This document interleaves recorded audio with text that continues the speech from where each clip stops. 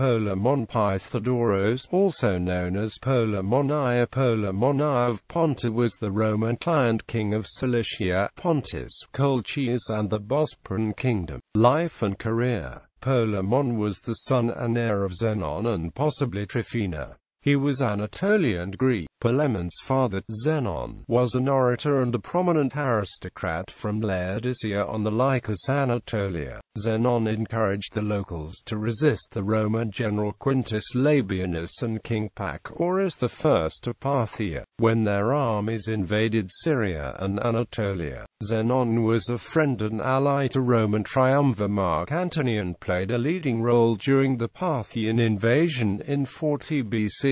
For Zenon's service to the Parthian campaign, Antony appointed Polemon in 39 BC as Roman client king of Cilicia, replacing Darius, son of Pharnaces. In 37 BC, after the death of King Arsaces of Pontus, Antony appointed him as Roman client king of Pontus. In 36 BC, Polemon assisted Antony in his military campaign against Parthia. The Parthians defeated Antony and Polemon. Polemon was captured and taken prisoner by the Parthian king.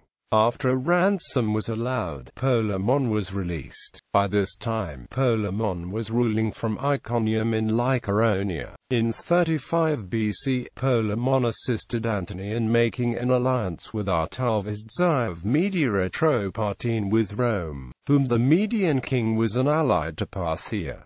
Both Antony and Polemon succeeded in this alliance to happen. During the naval battle of Actium in 31 BC, Polemon had sent Antony an auxiliary force. Before Actium, Polemon made peace with the triumvir Octavian and became his ally. After the death of Antony, Octavian became the Roman Emperor Augustus.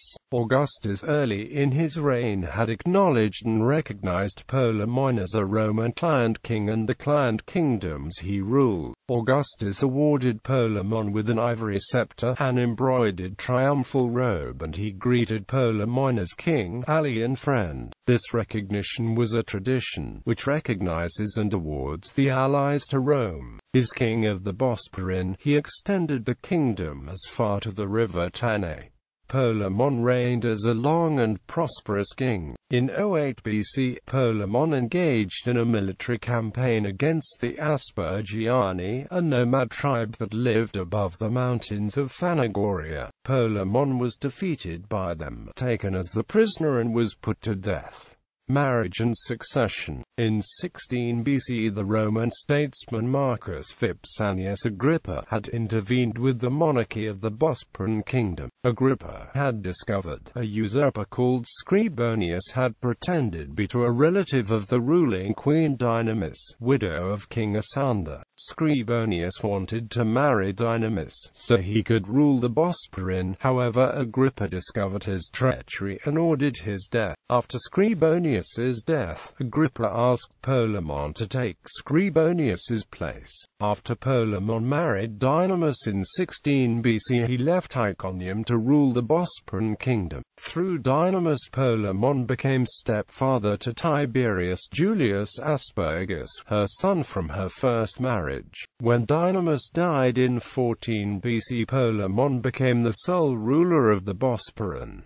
Later in 14 BC, Polemon married Pythodoros of Pontus as his second wife. She was a noblewoman who was half Anatolian Greek and Roman, and was the first child of Antony. Pythodoros bore Polemon 2 sons and 1 daughter. Zenon, also known as Zeno Artaxias or Artaxias III, who became king of Armenia in 18 and reigned until his death in 35. Marcus Antonius Polemon Pythodoros, also known as Polemon II of Pontus.